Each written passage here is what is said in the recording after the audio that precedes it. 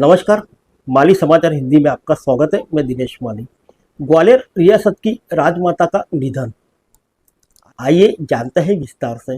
केंद्रीय मंत्री ज्योतिरादित्य सिंधिया की मां और दिवंगत पूर्व केंद्रीय मंत्री माधवराव सिंधिया की पत्नी माधवी राजे सिंधिया का बुधवार सुबह निधन हो गया है। वह पिछले 3 महीने से बीमार थी।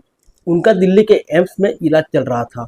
माधवी राजे सिंधिया का ताल्लुक नेपाल राजघराने से रहा है। शादी से पहले उनका नाम किरण राजलक्ष्मी देवी था।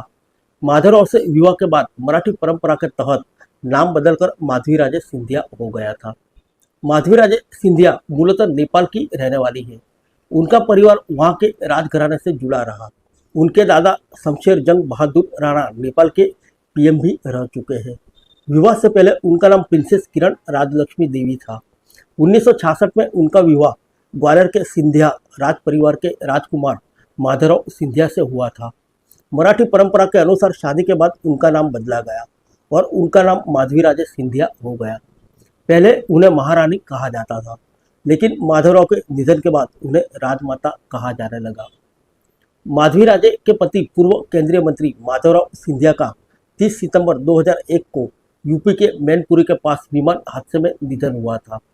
उस समय उनकी उम्र महज 56 साल की थी।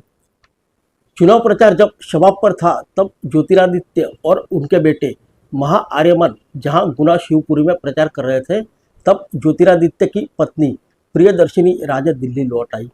उन्होंने अधिकांश समय राजमाता के साथ बिताया। खुद प्रियदर्शिनी राजे का जन्म गायकवाड़ मराठा राजघराने में हुआ है। उनके पिता कुंवर संग्राम सिंह के तीसरे बेटे थे। प्रियदर्शिनी की मां नेपाल से ताल्लुक रखती थी। प्रियदर्शिनी का विवाह 12 दिसंबर 1994 को ज्योतिरादित्य सिंधिया से हुआ था। माधवराव सिंधिया की मौत के बाद ज्योतिरादित्य महल के साथ साथ अपने पिता की राजनीतिक विरासत भी संभाल रहे थे।